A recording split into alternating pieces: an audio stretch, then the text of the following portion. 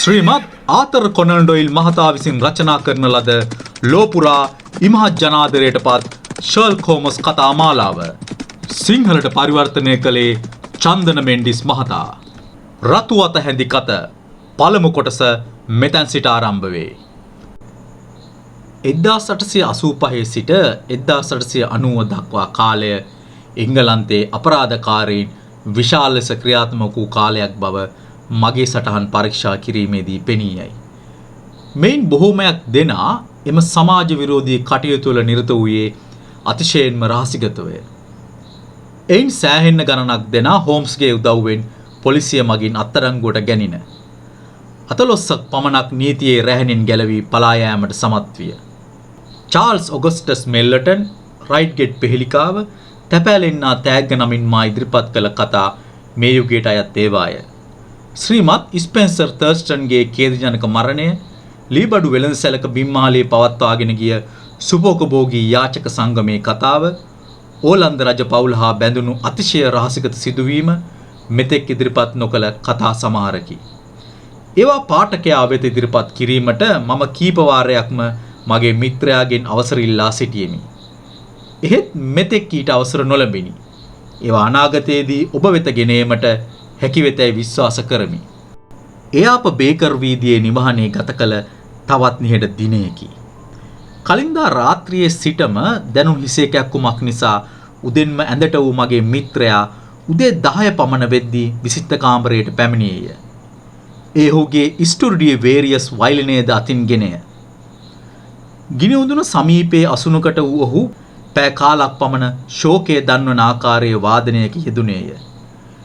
මීළඟට ඔහු ඒ නවත්වා තීනු හඬක් නැංවූ කෙටි වාද්‍ය කාණ්ඩ රැසක් වාදනය කළේය. එහි කිසිදු මිහිරි බවක් මට නම් නොදැනින. මීළඟට වයලිනය පසකින් තැබූ හෝම්ස් පයිප්පේ මුව රඳවාගෙන එය දල්වා ගත්තේය.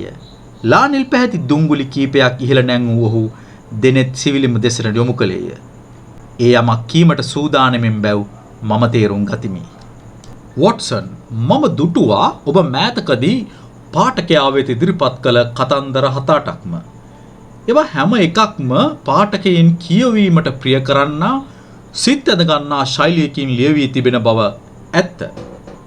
ඒ වුණත් ඇයි හෝම්ස් ඒ වුණත් කියන්නේ? මොකක්ද ඒවල තියෙන වැරද්ද? වැරද්ද මේකයි. මම පරිශ්‍රණවලදී කරුණු සියුම්ම නිරීක්ෂණය කරන ආකාරය ඔබ කතාවල ඉදිරිපත් කළ ඇති හැටි හොඳටම මදි. ඒවා මගින් මම නිගමන වලට අයුරු සාමාන්‍ය පාඨකයාට ප්‍රමාණවත් ලෙස ඔබ තේරුම් කර නැහැ. මේකයි හෝම්ස් මම කීවෙමි. කතාවක් කීමේදී ඔබ නිරීක්ෂණවල යෙදුණු හැටි දිගින් දිගටම විස්තර කරන්න ගියාම කතාව නිරස වෙනවා. ඒ වගේමයි නිරීක්ෂණ මගින් නිගමන වලට පැමිණි හැටි කීමත්. ඒවා හුඟක්ම වැදගත් බව ඇත්තයි. ඒත් ඒවා නිසා කතා රසයට බාධාවක් වෙන්න හොඳ නැහැ. ඒ වුණත් වොට්සන්, ඇයි ඔබ මම දුම්බන පිළිවෙල, මගේ ඇඳුම් පැළඳුම්, මම කන බොන හැටි ගැන දිගටම විස්තර කරන්නේ? මං දුම්බීමට යොදාගන්නේ චෙරියුට් පයිප්පයක්ද, පිගම්මැටි පයිප්පයක්ද කියන එක පාඨකයාට වැදගත් නැහැ. අනික මම විවිධ අවස්ථාවලදී යොදා ගන්නා දුම්කොළ වර්ග ගැන පවා ඔබ කියනවා. ඒවා මොකටද පාඨකයන්ට? මගේ හිතවත් මිත්‍රයා, මම කියවෙමි. ඔබේ දුම්බීම ගැන නම් මේ මොහොතේ මතක් කළ එක හොඳයි. ඒ ගැන පාඨකයාට කිව්වේයි කියන එක මම පසුව කියන්නම්. නමුත් මේ ටික අහගන්න. ඔබ දිගින් දිගටම එන හිසේ කැක්කුමට හේතුව නම් දුම්බීම බව මට විශ්වාසයි. අනික ඔබ මෑත කාලේ පරීක්ෂණ 7-8කම යෙදුණා. කිසිම විවේකයක් නොගෙන. විශේෂයෙන්ම ඕලන්ද රජපෞල ගැන ගැටලුවේදී හේග් හා ඇම්ස්ටාග් වලදී යෙදුණු පරීක්ෂණ. ඊළඟට ඉක්මනින්ම ශ්‍රීමත් ස්පෙන්සර් තර්ස්ටන්ගේ මරණය ගැන හොයන්න පටන් ගත්තා. මට මතක හැටියට ඔබ දිනකට පැය 16ක් 18ක් නොකඩවා මහන්සි වුණා. එහෙම මහන්සි වීම ඔබේ ශාරීරික සෞඛ්‍යයට කොහොමත් හිතකර නෑ මිත්‍රයා. ඔන්න වොට්සන්, ඔබ උත්සාහ කරන්නේ පරණ ගීයක් ගායනා කරන්න. මම දන්නවා ඔබ ඔය කියන්න හදන්නේ පිට පළාතකට ගිහින් හොඳ විවේකයක් ගත කරන්න කියලාද. හෝම්ස් ඇසුවේ මුවපුරා සිනාසෙමිනි. මම එහෙම කියන්නේ නෑ. මම කියවෙමි. නමුත් හෙට අපි විශේෂඥ වෛද්‍යවරයෙක් හමු වෙන්න වෙලාවක් යොදාගෙන තියෙන බව අමතක කරන්න එපා. ක්වීන් මේරි රෝහලේ විශේෂඥ වෛද්‍ය කොමිස් මොන්රෝ ගැන ඔබට මතක ඇති. ඔහු මටත් ඉගැන්වු ගුරුවරයෙක්. අපි මුලින්ම ඔහු හමු වෙලා බලමු ඔහුගේ අදහස මොකක්ද කියලා. වෛද්‍යවරයා මට මේ වැඩ කටයුතු ඔක්කොම අතහැරලා විවේක ගන්න කියාවිද වොට්සන්? හෝම්ස් මගෙන් විමසුවේ තරමක සැකයක් මෙන්ම හිතේ කැළඹීමකිනි. ඒ ගැන මට නම් මුකුත්ම කියන්න බැහැ මිත්‍රයා. මම පිළිතුරු දුනිමි. පසුවදා අපි ක්වීන් මේරි රෝහල වෙත ගොස් විශේෂඥ වෛද්‍ය මොන්රෝ හමු විමු. හෘද රෝග මෙන්ම අනිකුත් කායික රෝග පිළිබඳ විශේෂඥයෙකු වූ ඔහු අවුරුදු 30ක පමණ දීර්ඝ පළපුරුද්දක් තිබූ වෛද්‍යවරයෙකි. ස්වභාවයෙන්ම කාරුණික පුද්ගලයෙකු වූ මොන්රෝ හෝම්ස්ගේ රැකියාවේ ස්වභාවය, ආහාරය, දුම්බීම හා විවේකයක් ලැබෙන කාල වේලා ගැන විමසුවේය. එයට පිළිතුරු ලෙස හෝම්ස් පැවසූ කරුණු සියල්ලටම වෛද්‍යවරයා ඉවසීමෙන් කන් දුන්නේය. අනතුරු ඔහු දීර්ඝ ලෙස මගේ මිත්‍රයා පරීක්ෂා කර බැලීය. ෂර්ලොක් හෝම්ස් මහත්මයා, වෛද්‍ය මොන්රෝ අවසානයේ කතාව පටන් ගත්තේ වේදනාලාව ගලවා ඉවතින් තබා පුටුවේ පිටුපසට හේතු වෙමිනි. මගේ මේ ශිෂ්‍යයා දොස්තර වොට්සන් ඔබේ හපංකම් ගැන සංග්‍රහවලට ලියන ලිපි මම විවේක ලැබුණු හැම වෙලාවකම කියවනවා. මම ඒවා කියවන්නේ බොහොම ආශාවෙන්. ගැටලු සහගත අපරාධ විසඳීමට ඔබ අතිදක්ෂයෙක්. ඒක සැකයක් නෑ. නමුත් එසේ කී වෛද්‍යවරයා නිහඬවම හෝම්ස්ගේ මුහුණ දෙස බලා සිට යලිත් මා වෙත නෙත් යොමු කළේය. වෛද්‍ය මොන්රෝ, ඇයි ඔබ නමුත් කියලා නැවැත්තුවේ? මම ඇසිමි. හෝම්ස් මහත්තයාගේ රෝග ලක්ෂණ වලින් මට එක දෙයක් පැහැදිලිව කියන්න පුළුවන්. වෛද්‍යවරයා කීය. ඔබ මේ විදිහට දිගින් දිගටම නොනවත්වාම වෙහෙස වුණොත් ඉක්මනින්ම අංශභාග රෝගයට ගොදුරු වෙන්න උනත් පුළුවන්. මේ අසා මම තැතිගත්තෙමි. හෝම්ස්ගේ මුහුණේද මතුවුයේ කැළමුණු ගතියකි. තත්වය ඒ තරමටම දරුණුද? මම ඇසිමි. දැනට නම් ඒ තරමටම දරුණු නෑ, වෛද්‍ය මොන්රෝ කීය. හෝම්ස් මහත්තයාගේ රුධිර පීඩනය තියෙන්නේ හුඟක් ඉහළ මට්ටමක. මම දන්නවා ඔබේ රැකියාවේ හැටියට රෑදවල් නොබලා අවිවේකීව දින ගණන් වැඩ කරන්න සිද්ධ වෙනවා. ඒක ඔබේ හෘදයට හා රුධිර වාහිනී පද්ධතියට කොහෙත්ම හිතකර නැහැ. රුධිර පීඩනය ක්‍රමයෙන් වැඩි වෙලා ඔබේ මොලේ සියුම් ලේනහරයක් පිපිරී ගියොත්, හෝම්ස් මහත්තයා, මම ඔබෙන් ඉල්ලා හිටින්නේ දීර්ඝ නිවාඩුවක් ගන්න කියලයි. එක්කෝ ස්විට්සර්ලන්තයට ගිහින් මාසයක් පමණ ගත කරන්න. නැත්නම් ලන්ඩනෙන් පිට වෙලා එංගලන්තේම ඈත පිටිසර පළාතකට යන්න. නැත්නම් මුහුදුබඩ පළාතකට ගිහිල්ලා මාසයක් ගත කරන්න. අධික මේදය හා ලුණු අඩංගු ආහාර සහ දුම්බීම අඩු කරන්න. මගේ උපදෙස් පිළිගත්තොත් ඔබට දීර්ඝ කාලයක් නිරෝගීව ජීවත් වෙන්න ලැබෙන බවට සැකයක් නැහැ. දැනට මම ඔබට එක ඖෂධයක් දෙනවා. ඒ සතියක කාලයකට පමණයි. හොඳ විවේකයක් ගනිද්දී ඖෂධ උමනා වෙන්නේ නැහැ. මේ අමාරුව දිගටම තිබුණොත් විතරක් යලිත් මාව හමුවන්න. හෝම්ස්ගේ රෝග තත්වය බරපතල නොවීම ගැන මම සැනසුම් සුසුම් හෙළුවෙමි. මගේ මීළඟ ඉලක්කය වූයේ හෝම්ස් දීර්ඝ නිවාඩුවක් සඳහා ඈත පළාතකට කැඳවාගෙන යාමය. මෙවර නිවාඩුව සඳහා ලැන්ක්ෂයර් ප්‍රාන්තයේ මොකැම්බි නගරයට මදක් ඈතින් පිහිටි හේෂාම්හි නිවාඩු නිකේතනයකට යෑමට මම තීරණය කළෙමි. ලන්ඩන් නගරෙන් පිටත් වී යෑමට තමාට අපහසු බව හෝම්ස් කොපමණ කීවත් ඊට කන් නොදී මම සංචාරක උපදේශන ආයතනයක උදව්වෙන් තානායමක කාමර වෙන් කරවා ගතිමි. අප ලන්ඩන් නගරයෙන් පිටත්ව ගියේ එක් මිහිරි උදෑසනකය. අඩුම වශයෙන් සති 3ක නිවාඩුවක්වත් ගත යුතුයි මා පවසද්දී මගේ මිත්‍රයා ඊට විරෝධය පළ කළේය. ඒත් නිදන්ගත රෝගයකට ගොදුරු වී ඊට නිසි ප්‍රතිකාර නොලැබුවහොත් අත්වන ප්‍රතිඵල භයානක බව මම ඌට පහදා දුනිමි. හෝම්ස්, මං ඔබට හැම විටම කියන දෙයක් මම කීවෙමි. මම මේවා කියන්නේ මිත්‍රයෙක් හැටියට පමණක් නොවේ. ඔබේ පෞද්ගලික වෛද්‍යවරයා හැටියටත්. මම දන්නවා වොට්සන් මම දන්නවා. ඔහු කීවේ අප ගමන් කළ පළමුවැනි පන්තියේ දුම්රිය මැදිරියේ කවුළුවෙන් ඇතුළට සිසිල් සුළඟේ පහස විඳිමිනි. මට හිතට අමාරු බේකර් වීදියට ඇවිත් ආපසු හැරිලා යන මගේ අනුග්‍රහයකින් ගැන. ඇයි අද හෙට ඔවුන්ගේ ගැටලු විසඳා දෙන බවට ඔබ කාටත් පොරොන්දු වෙලා හිටියද? මම ඇසිමි. මොකද නැත්තේ? හෝම්ස් කීහ. එක්කෙනෙකුට නෙමෙයි මම කීප දෙනෙකුටම එන්න කියලා තිබුණා. ඔබට මතක ඇති පෘතුගාලෙදි දියේගිලි අභිරහස් ලෙස මරණයට පත් වූ ඉංග්‍රීසි ජාතික පොලිස් කාන්තාව ගැන සිද්ධිය. ඒක අරන් ආවේ ටොබියස් ග්‍රේසන්. ඊළඟට ඉන්දියාව බලා යාත්‍රා කළ නෞකාවක ගිය ශ්‍රීමත් විලියම් බැසිල් ගෙගරිට වෙච්ච උණු දෙයක් නැහැ. ඔහු ඉන්දියන් සාගරයේ මැදදී නැවෙන් අතුරුදහන් වෙලා. ඊළඟට රෙබේකා නිකලස් නම් තරුණ මෙනවියක් ගැටලුවක් කරගෙන ආවා. මට ඒක ඔබට කියන්නත් බැරි වුණා. දැනට අපි ඕව ගැන අමතක කරමු හෝම්ස්. මම කීවෙමි. සති 3කට අමතක කරමු. මට මතකයි ලැන්කාස්ටර් වල තියෙනවා හොඳ කෞතුකාකාරයක්. එංගලන්තයේ පැරණි ලියවිලි හා පෞරාණික කොර්නිස් භාෂාව ගැන ඔබ කරන අධ්‍යයනයටත් මේ ගමන ප්‍රයෝජනවත් වේවි. සවස් වෙද්දී අපි ලැන්කාෂයර් ප්‍රාන්තය වෙත පැමිණියෙමු. ලැන්කාස්ටර් හා මොකැම්බික් අතර දුම්රියක් පීලිපැලීම නිසා දුම්රිය ගමනාන්තය తాවකාලිකව නවතා ඇති බව අපට දැනගන්නට ලැබින. ලොකු අශ්ව කරත්තයක් කුලියටගෙන මොකැම්බික් හරහා හේෂාම් වෙත පැමිණියෙමු. අපගේ නවාතැන් පොළ ඌයේ හේෂාම් ගම්මානයේ මුහුදු වෙරළ අසබට පිහිටි ග්‍රේට් ඇට්ලැන්ටික් නම් විශාල සංචාරක නිවහනය. කාමර ගණනාවකින් සමන්විත වූ මෙම තානායම වෙරළට යාබද කඳු කැටියක් මට පිහිටා තිබින. අපගේ කාමරේ ජනෙල් වීදුරුව තුලින් දැකගත හැකි වූයේ සිතිජය දක්වා විහිදුණු ඇට්ලාන්ටික් සාගරයයි. සතපුන් දහස් ගණනක් ඈත සිට මුහුදු රළ සිපා සුළඟේ තිබුණු ලුණු රසය දෙතොලට දැනින. ඒ සමගම මුහුදේ රළ නැගුණු ഘോഷාව කන්කලු සංගීතයක් මෙන් දවස පුරා අසන්නට ලැබින. සවස තේපානයෙන් පසු අපි මුහුදු වෙරළේ ඇවිදින්නට ගියමු. සංචාරක නිවහනේ විශාල සෙනගක් ලැබුම්ගෙන නොසිටින නිසා අපට සෑහෙන නිදහසක් දැනින.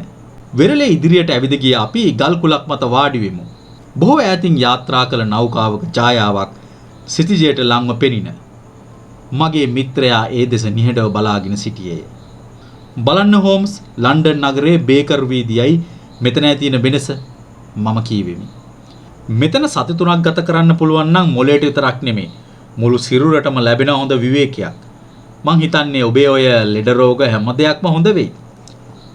හෝම්ස්ගේ මුහුණට සිනාවක් නැගින. ඔහු කතාබහ පටන් ගත්තේ මා කිව් දේ අනුමත කරන්නාක් මෙන් හිස සොලෝමින් මිනිත්තු කිහිපයක් ගත කිරීමෙන් පසුවය.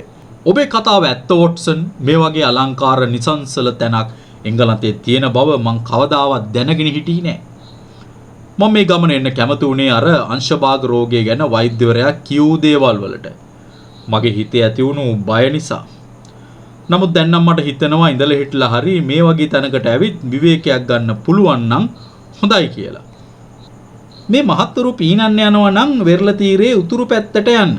තානායමේ පාලකයා අපට පැවසුවේ පසුදාප උදේහාරය ගනිමින් සිටියේදී. මේ ඉස්සරහා තියෙන පඩිපෙළෙන් මුහුදට බැස්සාම වෙරළ පාළුයි. යාර 200ක් ඇවිදගෙන ගියාම හොඳ නාන හරිය. හැතැම්ම කාලක් ඉස්සරහට ගියොත් හම්බ වෙනවා රස්ටන් දීවර ගම්මානය. තවත් ඉස්සරහට ගියොත් වැලිමත් ගම හා දීවර වරාය.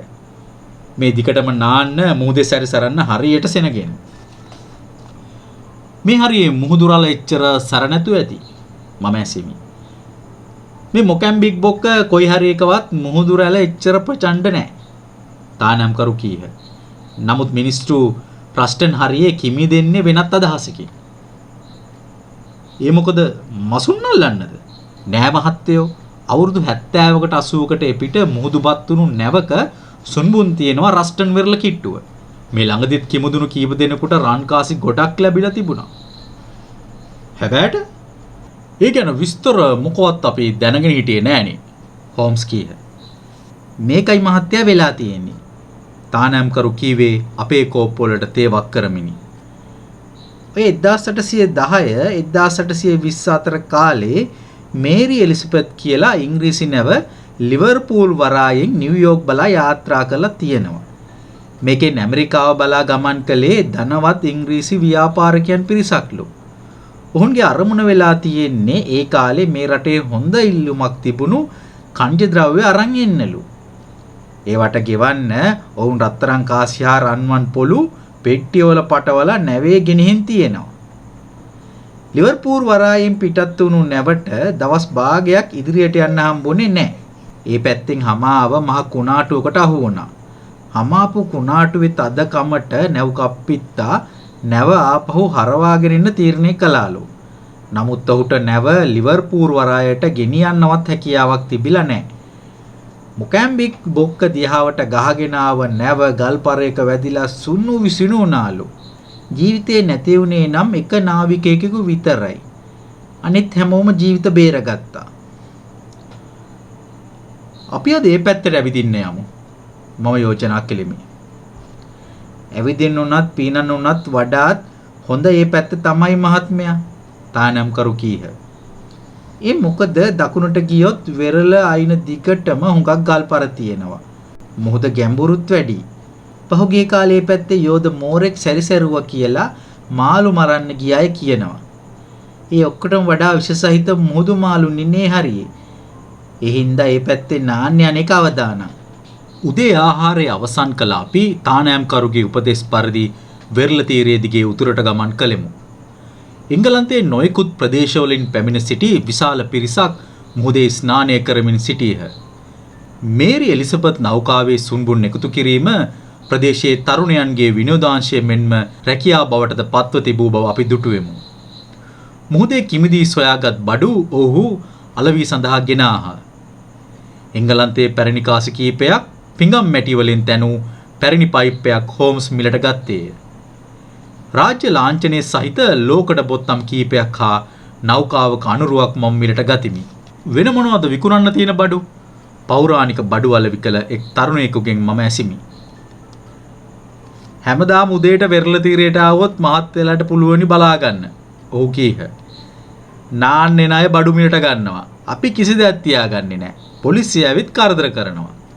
පෞරාණික දේවල් රජයට බාර නොදී අලෙවි කිරීම නීති විරෝධී කටයුත්තක් බව එවිට මට සිහි විය. අපේ අයියලා කිමි දෙන්නේ අන්න අර ඈතින් තියෙන ගල්පරේ ළඟ. තරුණයා කීවේ වෙරළට සැතමුම් තුන් කාලයක් දියඹ දෙසින් වූ ගල්පරයක් දෙසට අත දිගු කරමිනි. මේරි එලිසබෙත් හැප්පිලා තියෙන්නේ ඒකේ. ඉතින් වටන බඩු තියෙන්නේ එතන. හැබැයි එතන මුහුදාරි ගැඹුරුයි. අවුරුද්දකට කලින් අපේ යාළුවෙක් එතන දියේ ගිල්ල මැරුණා. මාස 3කට 4කට කලින් එක්කෙනෙක් මෝරකටත් හවු වුණා. යාන්තම් පණ බේරගත්තේ. මේරි එලිසබෙත් නැවෙන් මැරුණු එකම නාවිකයා මැරුණේ එතනදිලු.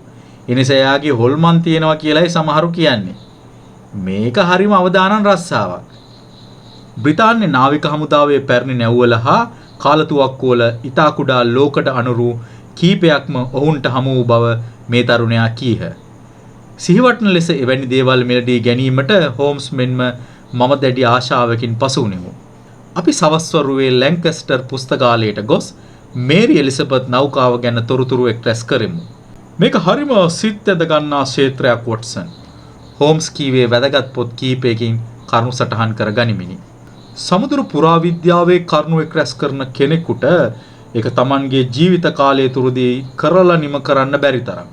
මේ සත් සමුදුර පුරාම ගිල්ලු නැව් කොයිතරමක් ඇද්ද?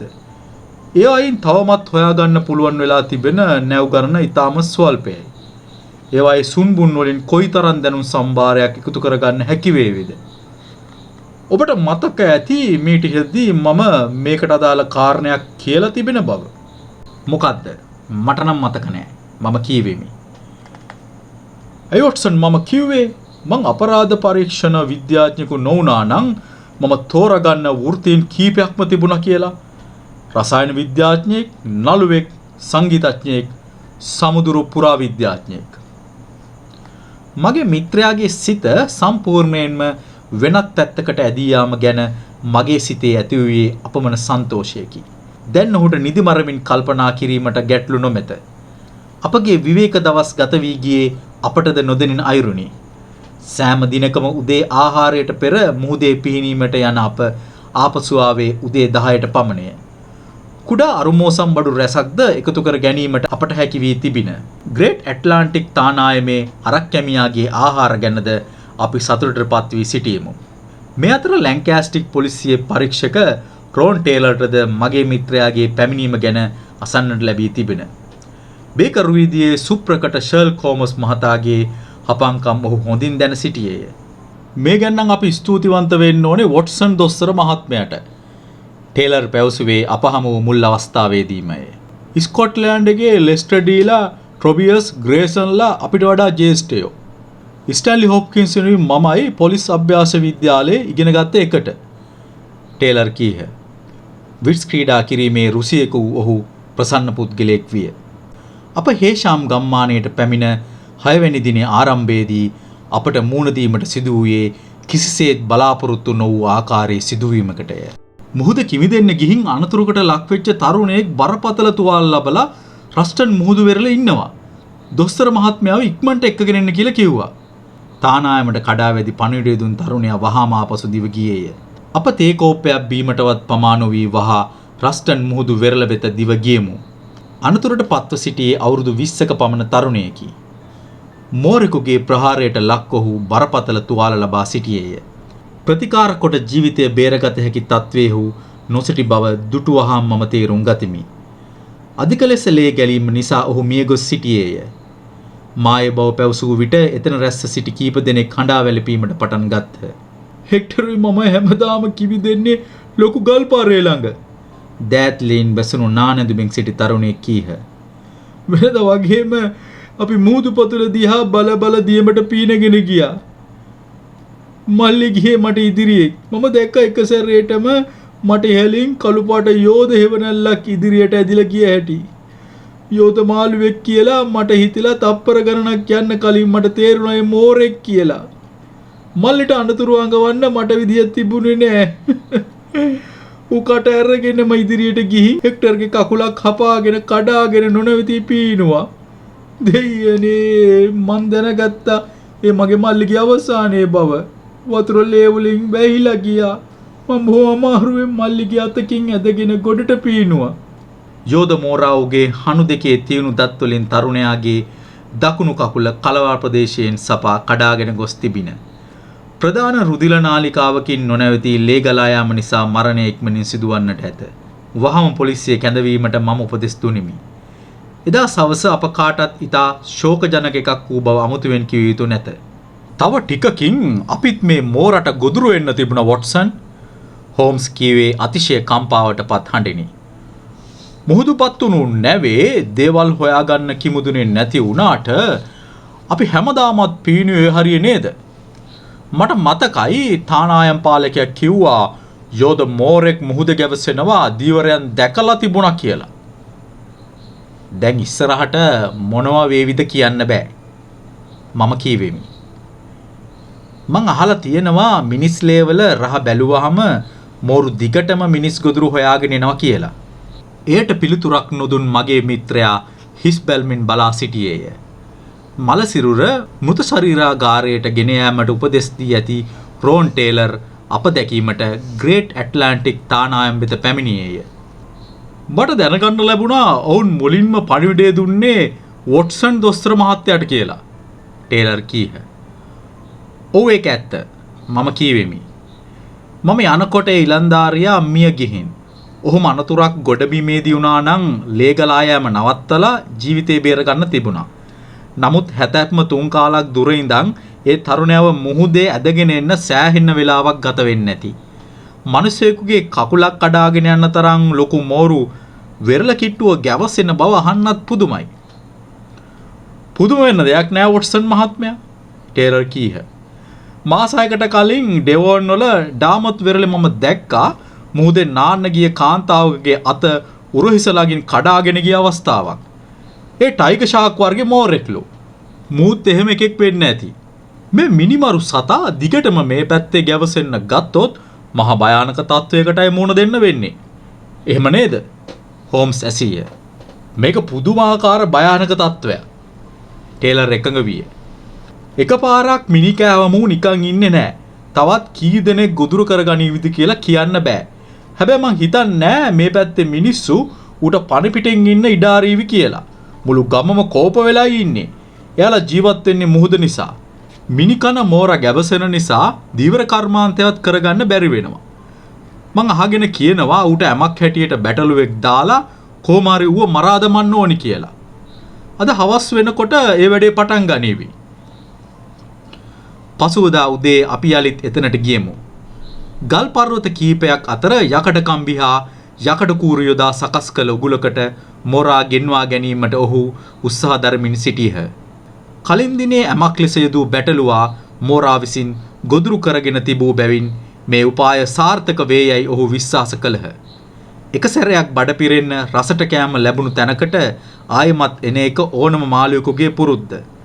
තරුණයන්ට උදව් කරමින් සිටි වැඩිහිටි දීවරයෙක් කීය. මුහුදේ පීනීමට යෑම අත්හැර දමා අපි පුවත්පත් හා පොත් කියවීම පටන් ගතිමු. තරුණයා අනතුරට ලක් වී මිය ගියේ 18 වනදාය. 20 වනදා දවල් 1ට පමණ ආරංචියක් රැගත් කොළු ගැටයෙක් තානායම වෙත දිව ආවේය. අර මිනිකන මෝරා අහු වුණා. මහත්තයලට දෙන්න කිව්වා. කී කොළුවා ආවේගයෙන්ම ආපසු දිව ගියේය. ඉක්මනින් හැඳ පැළඳගෙන හෝම්ස් සහ මම රස්ටන් දීවර ගම්මානයේ වෙරළ වෙත ගියමු. විශාල සෙනගක් එහි රැස් වී සිටීහ. දින දෙකක් තිස්සේ රෑදාවල් නොබලා ඔවුන් යෙදූ උත්සාහයෙන් සාර්ථක ප්‍රතිඵල ලැබූ තිබිණි.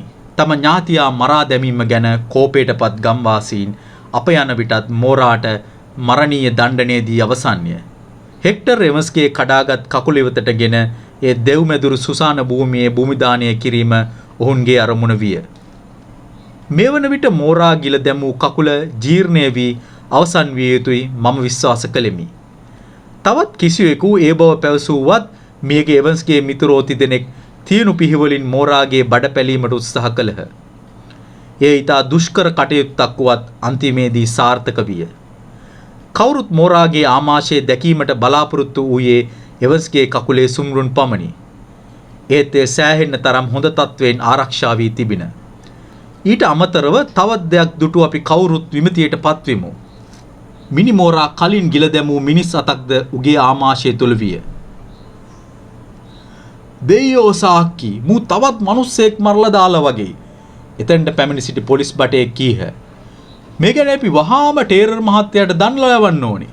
මෝරාගේ ආමාශය තුලින් එළියටගත් මිනිස් අත පරීක්ෂා කර බලන මෙන් මම හෝම්ස්ගෙන් ඉල්ලා සිටියෙමි. එහෙත් පොලිස් පරීක්ෂක ටේලර්ගේ අවසරය නොමැතිව එසේ කිරීම නුසුසු බව මගේ මිත්‍රයා මගේ කන්ට කර පැවසුවේය. පැයක් පමණ බලා සිටි අපි ආපසු තානායම් වෙත යෑමට තීරණය කළෙමු. පොලිස් පරීක්ෂක රෝන් ටේලර් එතනට ළඟා වූයේ ඒ මොහොතේදීය. ෂර්ලොක් හෝම්ස් මහත්මයා ඔබටත් රාජකාරියක් පැවරලා වගේ නේද? ටේලර් රැසීය. වෙනත් කිසිම කෙනෙක් මෝරෙකුට ගොදුරුණු බවක් මට නම් අහන්න ලැබුණේ නැහැ. සමහර විට වෙනත් අසල්වැසි දීවර ගමකින්ද දන්නෙත් නැහැ. හෝම්ස් කීහ. මුන් වෙරළ තීරයේ දිගටම දඩීමේ යෙදෙනවා ඇති. දැන් ඉතින් මේ අතට පශ්චාත් මරණ පරීක්ෂණයක් පවත්වන්නේ නැද්ද? මම ඇසිමි. මමත් ඔය ප්‍රශ්නමයි දොස්තර මහත්තයාගෙන් අහන්න හැදුවේ. ටේලර් කීහ. මෙතන මල සිරුරක් නැති නිසා පශ්චාත් මරණ පරීක්ෂණයක් හෝ ඉන්වෙක්ස් පරීක්ෂණයක් පවත්වන්න බැරි වෙයි. එහෙම නේද? ඔව් ඒක හරි. හෝම්ස් කීහ. මෝරා මේ අත කඩාගෙන ගියාට කවුද දන්නේ මේකේ අයිතිකාරයා ජීවතුන් අතර ඉන්නවද කියලා? මම හිතන්නේ නෑ මේක ඔබ කිව්ව අර මාස 6කට කලින් ඩෙවොන් වල ඩාත්මත් වෙරළදී මෝරෙක් කඩාගත් අත කියලා. ඔව් ඒක නම් වෙන්න බෑ. ටේලර් කීහ. කොහොමනත් මේක අපි ලැන්කාස්ටර් රෝහලේ මృత ශරීරාගාරය වෙත ගෙන යා යුතුයි. මේ ගැන පරීක්ෂා කර බලන්න කියලා මම ඔබට නිල වශයෙන් අයදුම් කරනවා.